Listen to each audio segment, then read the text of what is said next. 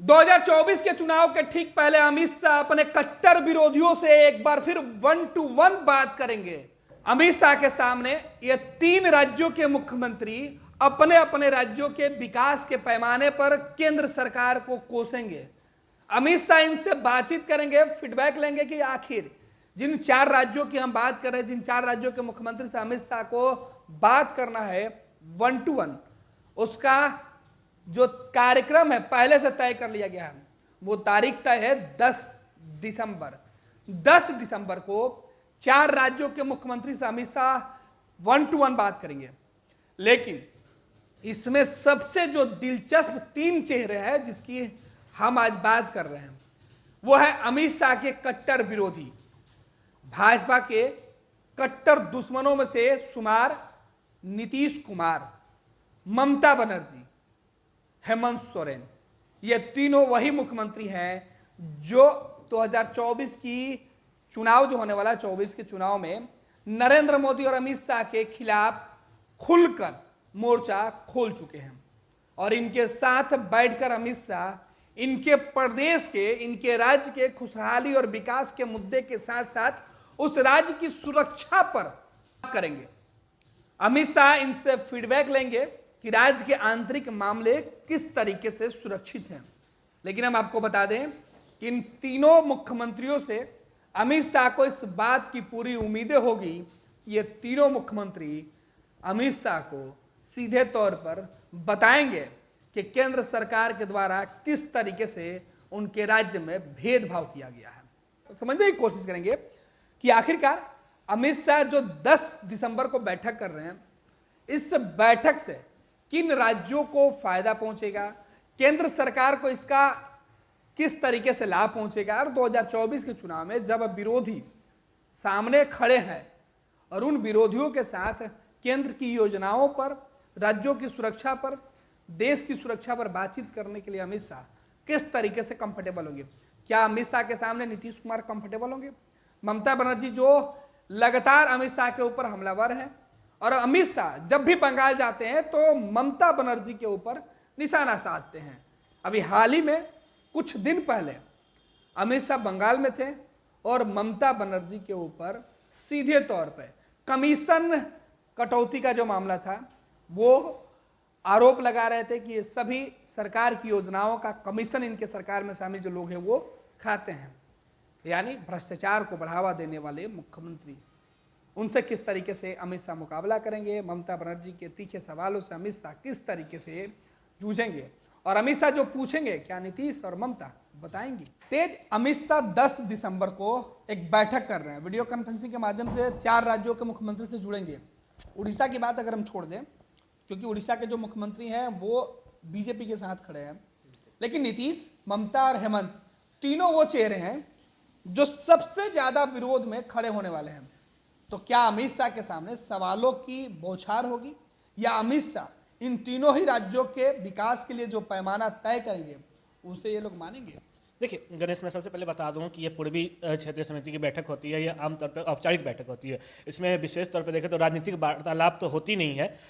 इसमें मुख्य रूप से राज्य की आंतरिक सुरक्षा, राज्य के में उद्योग नए लगाए जाएंगे, किस तरह से राज्य की सुरक्षा की जाएगी, क्या कौन कौन से विकास के पैमाने होंगे, इन चीज़ों पर बातचीत होती है। लेकिन जब भी बात होती है अमित शाह और नीतीश कुमार के मिलने की, तो कुछ ना कुछ राजनीतिक चर्चाएं जरूर होती है। और राजनीतिक चर्चाएं इसलिए भी होना जरूरी है क्योंकि आगामी दिनों में लोकसभा का चुनाव है, और लोकसभा चुनाव से पहले कुछ महीने पहले अमित शाह और नीतीश कुमार साथ साथ ममता बनर्जी और बात कर लें हेमंत सोरेन, अगर हम बात कर लें इन चारों नेताओं में, तो ये चारों नेताओं की बात करें तो अमित शाह बीजेपी के चाणक्य माने जाते हैं, बीजेपी के मेन मेंबर माने जाते हैं। कहा जाता है कि बीजेपी में अगर कोई फैसला लिया जाता है तो बिना अमित शाह के इशारे का कोई फैसला नहीं रहता। वहीं अगर हम बात कर लें कि जिस तरह से विपक्षी गठबंधन यानी INDIA की बात कर लें, इंडी गठबंधन, तो इंडी गठबंधन में 3 चेहरे प्रबल माने जाते हैं। इसमें से नीतीश कुमार का नाम सबसे आगे आता है, उसके बाद ममता बनर्जी का नाम आता है, फिर हेमंत सोरेन का नाम आता है। ऐसे में ये तीनों मुख्यमंत्री विशेष रूप से भाजपा सरकार पर हमलावर रहते हैं। आप देखते होंगे, आपने भी कई कवर किया होगा, जब नीतीश कुमार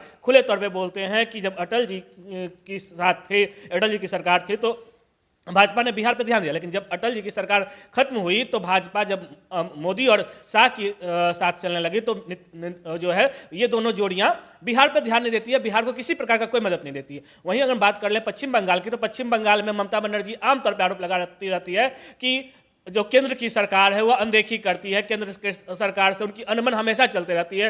खुले तौर पे ममता बनर्जी को आप देखते होंगे कि नीतीश उसके का समर्थन करती हैं, तो मोदी का विरोध में एक से एक जवाब देती हैं और आए दिन वो कुछ ना कुछ बोलते रहती हैं। वहीं हेमंत सोरेन भी पिछले दिनों अगर हम उत्तराखंड की बात करें तो उत्तराखंड के टनल हादसे को लेकर भी केंद्र सरकार पर हमला बढ़ते हैं। तो ऐसे में जब तीनों एक साथ बैठेंगे, 10 दिसंबर का वह डेट होगा जब अमित शाह जो है वो इन तीनों मुख्यमंत्री के सामने बैठेंगे, तो ये काफी अहम होने जा रहा है गणेश, क्योंकि पूर्वी क्षेत्र की तो बैठक है, लेकिन बैठक सिर्फ इन चीजों पर सिर्फ ना होकर हमें लगता है और ऐसा चर्चाएं हैं राजनीतिक गलियारों में कि यह बैठक राजनीतिक मुद्दे पर भी होगी। और इससे पहले मुद्दा राजनीतिक नहीं हो सकता है, क्योंकि वो सरकारी कार्यक्रमों का अमित शाह जब वहां होंगे तो वो भारत सरकार के डेलीगेशन के साथ जो बिहार के या जो जिन राज्यों के मुख्यमंत्री होंगे वो बात करेंगे राज्यों के विकास के लिए।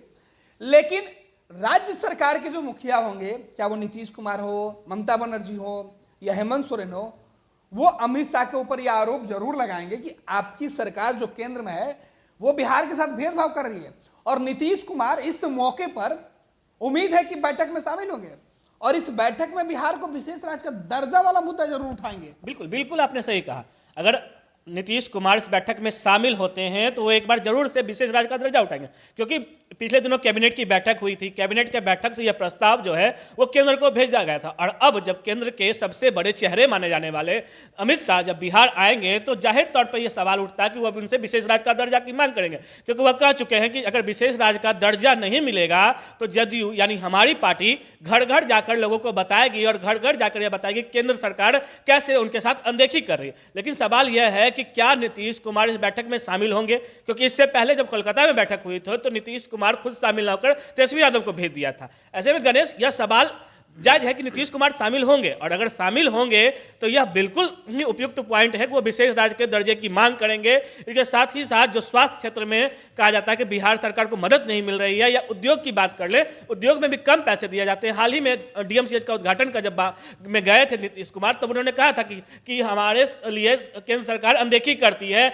जमीन तो अधिग्रहण कर दिया दरभंगा एम्स का, लेकिन पैसे की जब बात आती है तो हाथ पीछे खींच लेती है। ऐसे में जब अमित शाह आएंगे तो इन तमाम चीजों को लेकर जो है वो फीडबैक बनेगी। ऐसे में हम बता दें कि अगर बात करें बिहार से कौन कौन विभाग की इसकी जिम्मेदारी दी गई है, तो ग्रामीण कार्य विभाग की बात कर लें, स्वास्थ्य विभाग की बात कर लें, गृह विभाग जो है, इन तमाम 3 से 4 विभाग ऐसे हैं जिनको मुख्य रूप से अपने जो है प्लान तैयार करना, उन्हीं विभागों के योजनाओं पर, इन्हीं विभागों के कार्यकलाप पर चर्चाएं होगी। ऐसे में अमित शाह जब आएंगे तो विशेष राज्य का दर्जा फिर से एक बार मुद्दा बन सकता है। गणेश बहुत बहुत धन्यवाद तेज। तो आपको बता दें कि अमित शाह 10 दिसंबर को नीतीश कुमार के सामने होंगे। अब देखना है कि नीतीश कुमार अमित शाह के सामने जाते हैं या नहीं, क्योंकि इसके पहले जब ये पूर्वी बैठक हुई थी, पूर्वी राज्यों की बैठक हुई थी, तो उसमें नीतीश कुमार ने मुंह मोड़ लिया था।